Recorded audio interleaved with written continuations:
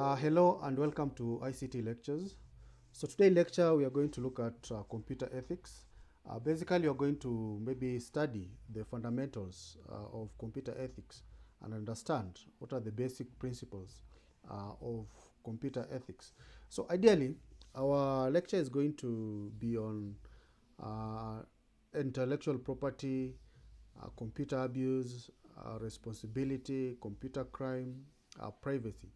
So we are going to concentrate on these major elements of computer ethics.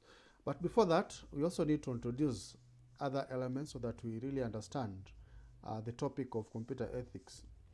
Now, what are internet ethics? Because you can't really talk about computer ethics without understanding the internet. Ideally, any ethical behavior means the acceptable behavior. So when you talk about computer ethics, that means those are the acceptable behaviors of using the computer. Similarly, if you talk about internet ethics, these are the acceptable behavior of using the internet. And more unethical or very many unethical behaviors are quite found when you're using internet. So when you're using internet, you should observe honesty in the way you communicate. You also need to respect other people's right and property. You're going to look at intellectual property rights, right?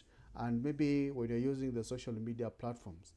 Now, when you're talking about ethics, it's more than just the golden rule of what is good and bad. So mostly you'll always find yourself in an ethical dilemma that you're going to see, because technology has presented some kind of good ways of doing things, but using the technology itself can always bring the bad picture, right? So when talk about computer ethics, is a social contact of computer or technology and the equivalent formulation and explanation of rules for the fair of ethical use of technologies. So we are going to maybe look at ethics from the point of social use of computers and technical use of this particular computer, because it is human beings that use these particular computers. So when you maybe present unethical behaviors, then that means we negatively impact on our social fabric. So that's why we need to understand this particular ethical dilemma that use of technology brings on board. So we can state that an ethical dilemma is a complex situation that often involves an apparent mental conflict between moral imperatives in which to obey one will maybe result in transgressing another. So ideally when you're using technology, you could be using it for the better good, but in the long run, it could turn out that you could be infringing into someone's right? So that is what we refer to as ethical dilemma. Examples of this dilemma could include spamming versus marketing. For instance, when you visit a particular website, you will be told to provide your email address, right? But in the long run, when these particular businesses or organizations start sending you multiple emails, they kind of flood your inbox, right? So this is spamming, which is not really good. But for the part of marketing, we appreciate because you'll receive maybe new products, information, or other services. So this is the conflict that we have. Another conflict or dilemma that you can always have is discussion versus bullying. For instance, when you join discussion forums, you normally anticipate that whatever is going to be discussed there will be tied down to the topic. But down the line, you realize that people start introducing other topics that are not really reflecting the key objective of this particular forum. So that will turn out to be bullying. So when you proceed to do this particular discussion, it is for the better. But ideally, when you be part of this discussion, you also confront these other side issues such as bullying. We also understand that you have other conflicting or other dilemma, that is creativity versus outright lies. For instance, when you learn the basics of maybe Photoshop, right? So you'll be good in this Photoshop, but it will really not be good when you use these particular skills to create some environment that is not really existing. Like if you Photoshop someone with maybe a criminal in the society, so that is outright lies. So we need to really factor in where do we draw the line of using technology, right? Because we can misinterpret the facts when we are using this particular technology. So we can go on and on talking about these particular ethical dilemmas, and I hope you also understand that we have many dilemmas that the technology presents. So if you have any dilemma, you can always share with us. Now, we also have the ethical principles for technology that we need to really factor in, like proportionality, right? Good achieved by technology must outweigh the harm or risk. If you're a good programmer, for instance, don't misuse your skills into maybe creating viruses, right? You need to protect the systems that we have. So we need to have good proportionality. Informed consent. Ideally, most people will pirate other people's software without their knowledge. You can even download people's information or content. So it's actually important that we seek some consent before we use other people's intellectual property. Then we also need to factor in justice, right? So benefits and burden are distributed fairly. Like if someone has been caught, maybe doing something that is not ethical, we need to really don't just assume, but we need to have some kind of structure of how we can bring things on board.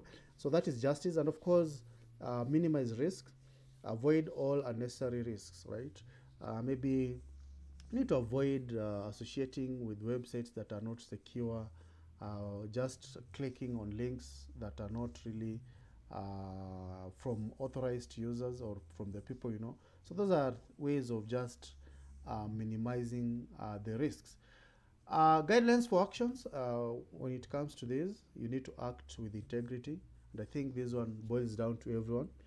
You need to protect the privacy and confidentiality of information. So we have platforms such as social media platforms that provides the privacy settings. You can always do that, right? Do not misinterpret or misrepresent or withhold information, especially when this particular information is required. Do not misuse resources such as the CPU, such as the network, such as the Wi-Fi. I mean, if you are in a position or a chance to use these particular resources, ensure that you use them in a right way. Do not exploit weakness of a system. And that is an example that I gave, yeah? Like, for example, if you have some hands-on experience of how you can hack into someone's system and you have seen there's a loophole, right? It's a good thing just to inform them that you have realized that this system has some issues. So could you kindly resolve it, but don't exploit that, right? You also need to set high standards. You need to put very nice policies in place so that people can always rely on those policies. That is setting standards. Like organizations should have some policies in place that people are going to follow so that they don't do wrong. And then, of course, you should be ambassador of how to use technology in the appropriate way. So that will actually lead to advancing the health and welfare within the general public. So when you are communicating online, what are some of the etiquette that you need to follow? We talk about netiquette. So online etiquette is the correct or acceptable way of communicating or behaving on the internet. So there are quite a number of etiquettes that you need to follow, but we're just going to look at 5. So you need to be respectful. Yeah, if you wouldn't say to someone's face, there's no need actually to go online either. We have a tendency where people don't like maybe confronting people face to face. You're with someone physically. When you leave, you start posting things about this particular person, which is not good. It's better you call them, you interact with them face to face without giving information online that are disrespectful. Also, you need to avoid shouting. Do not shout.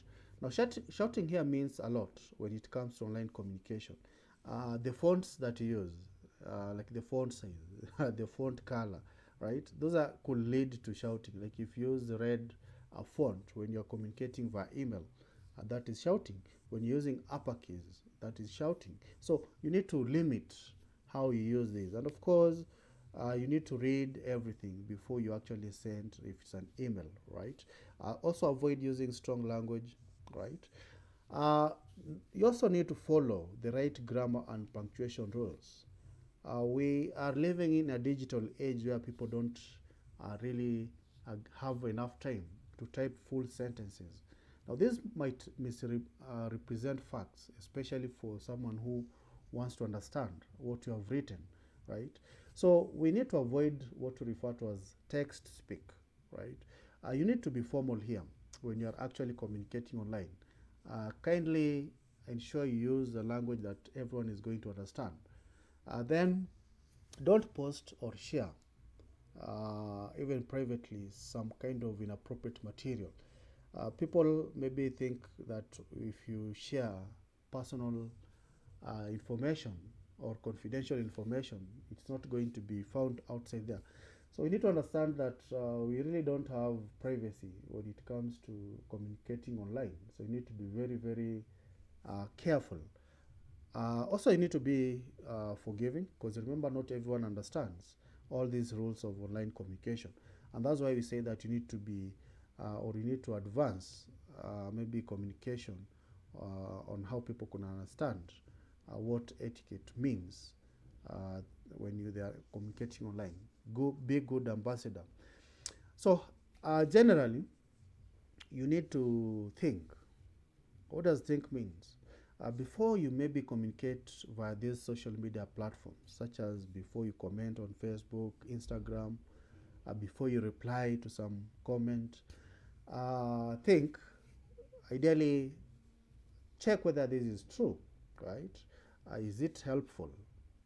Whatever you are commenting, whatever you are sharing, is it inspiring, right? Is it necessary in the first place to share it, yeah, to comment on it, to forward it to another person? Is it kind, right? So these are some of the things that you need to factor in before you use these online communication platforms. So ideally, boiling now down or narrowing down to our theme of discussion, computer ethics, we are going to be guided by these five principles. That is intellectual property, computer abuse. What are they, right? Because when you follow them or we practice them, then we can always say that you are using computers ethically. So when we talk about intellectual property, this one actually refers to the creations of the mind, such as innovations. I mean, something that someone has created, right? It could be a symbol, it could be an image. They have the right to own that particular innovation. So that's what we refer to as intellectual property. So when you invent something and you know that is yours, like content, you have created a nice essay, that is your intellectual property.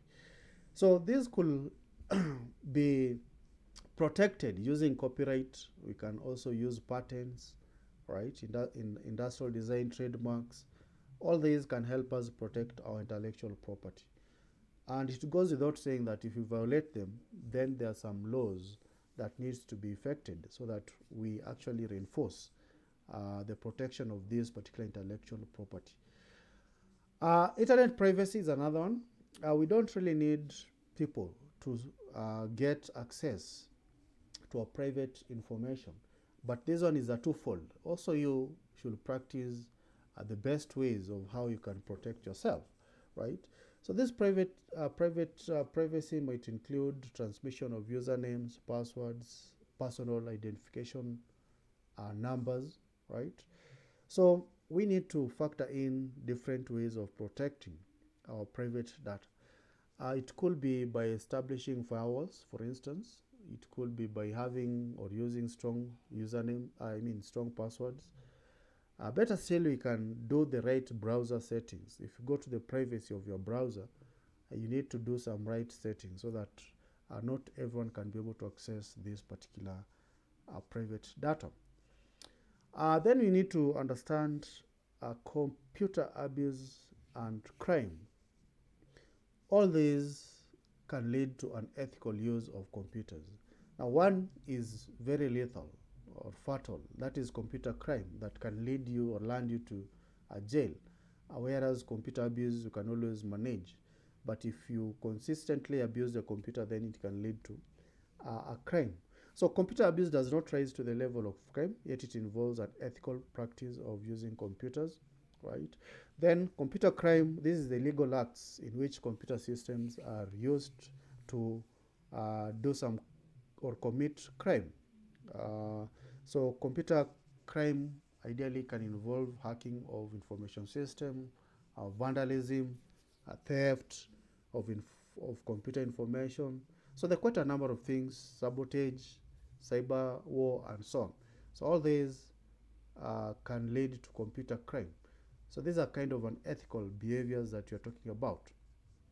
Another angle of looking at computer crime, as you can say, piracy of people's software, unauthorized use at work, use of computer viruses, cyber theft, hacking of these particular computer systems, and so on. So hacking is not really some ethical practice, but it's an ethical. I know someone is going to ask, but we have ethical hacking. Yes. So ethical hacking is the ethical practice, but hacking by when you are hacking a computer system, when you have some ill intention or not for or with the intention to harm others, then that is unethical. So we can look at hacking by the sense of maybe using an authorized access to perform kind of denial of service attacks. You sniff in people's private data, spoofing, using of Trojan horse, backdoors, distributed denial of service attacks. These are all forms of hacking. Then we have the notorious one, cyber theft. If people get hold of your private data or information, they can go ahead and maybe log into your online banking systems and steal money, for instance, right? So we need to be very, very careful. This is unethical. So unauthorized use at work is also not permitted. It's not ethical, right? So theft of time and resources. Remember, you are employed and you're paid for the time you are in that particular company or organization. So if you perform private consultation, you play games, you view nasty things, you circulate jokes, you hunt for jobs, you do some online investing, right, such as forex trade, yeah, you take off your personal business. All these are termed as unethical behavior of use of computers, right? So we need to stick to the right way of using computers, right? So as you can see, piracy is not ethical.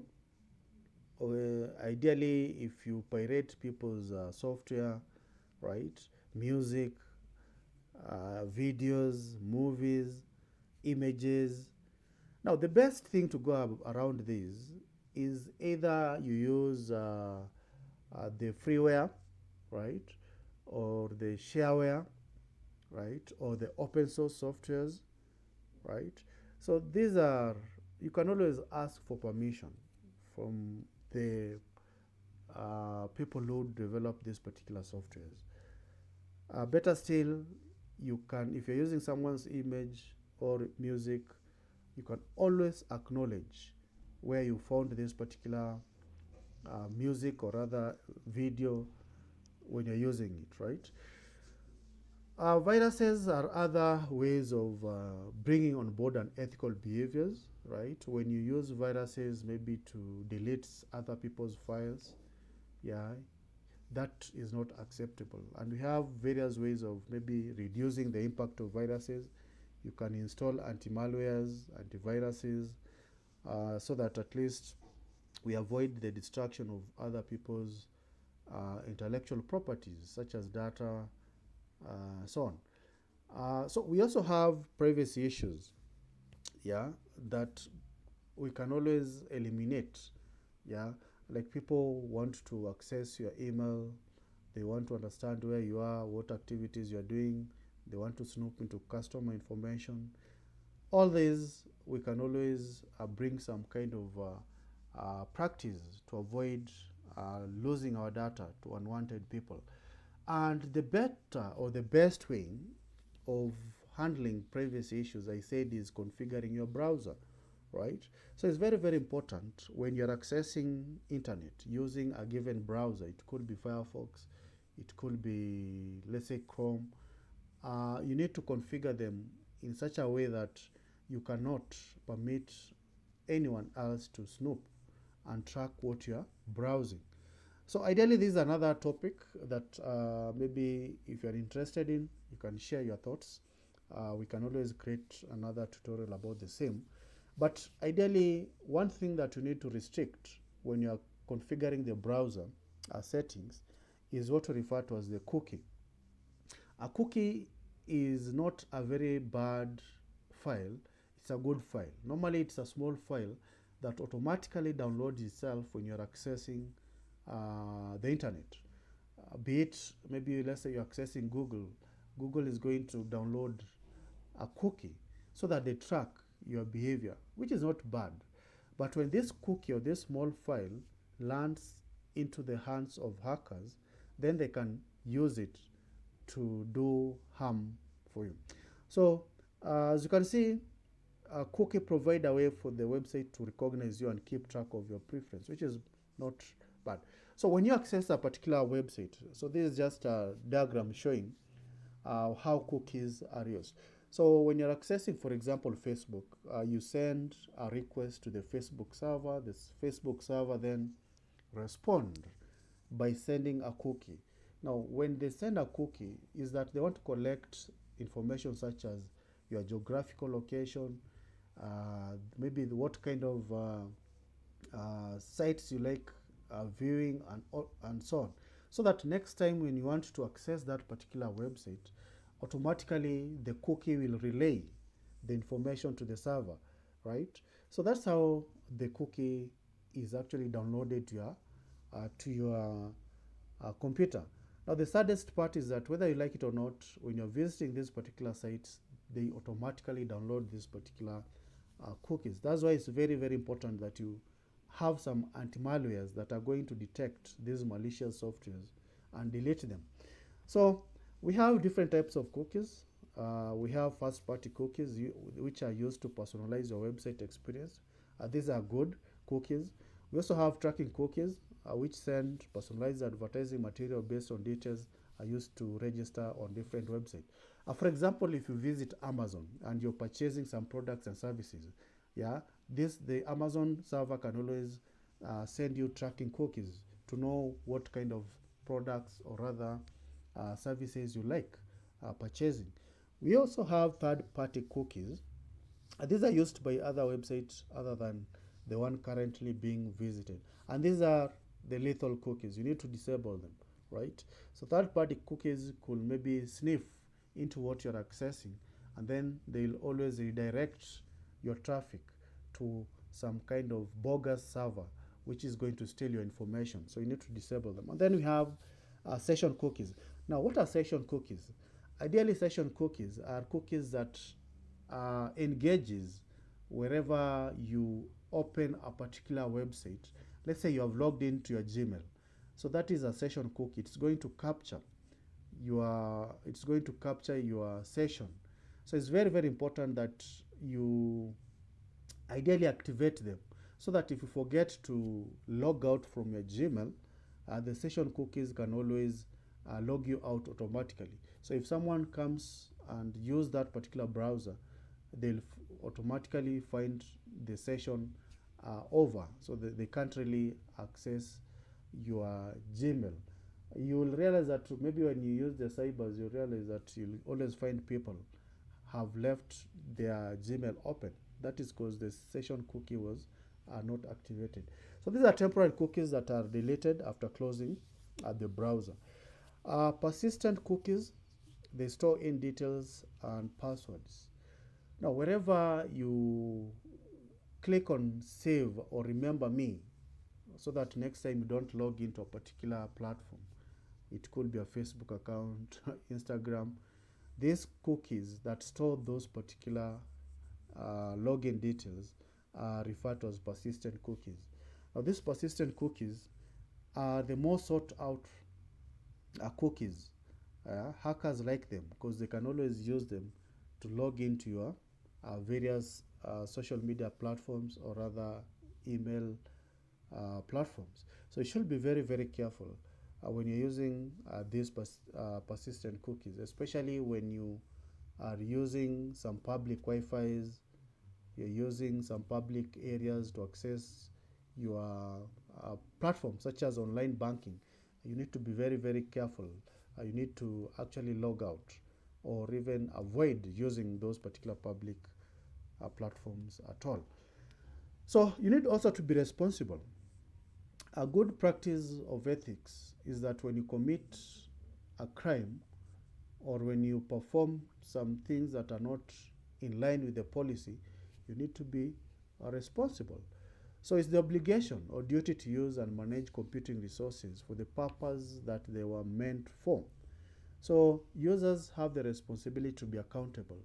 And that's why I mentioned that it's very important to have a policy so that if someone violates the procedures and regulations, they need to be penalized. Now, we need also to factor in the commandments that are going to guide us into practicing the right computer ethics. And this is based on the Computer Ethics Institute. So they have been adopted by many individuals and institutions. So these are guides that will help you use or practice the best computer ethics. So to wrap up our understanding about computer ethics, you can go through these particular 10 commandments. Of course, you should not use computer to harm other people. You should not use them to steal. You should not use them to bear false witness, right? So these 10 are guiding principles, or they are actually some guidelines that will help you live within the expected computer ethics. So I think that's up. And if you feel that this information is useful, you can always be part of this community. All right, thanks.